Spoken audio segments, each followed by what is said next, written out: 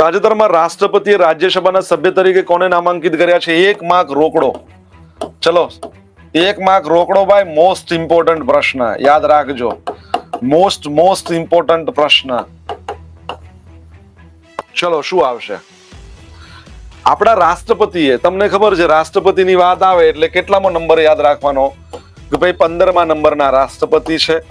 નામ છે એમનું શ્રીમતી દ્રૌપદી મુર્મુ અને મયુરભંજ જિલ્લાથી બિલોંગ કરે છે. મયુરભંજ બોલે તો ઓડિશા.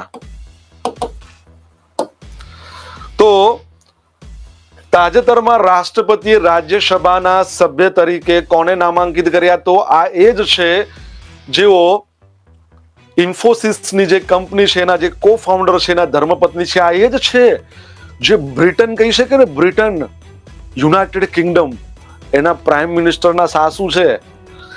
આનાથી વધારે શું કેવું હવે? ઋષિ સુનકના સાસુજી છે, ખબર પડી જ ગઈ હશે. તો જવાબ આપો.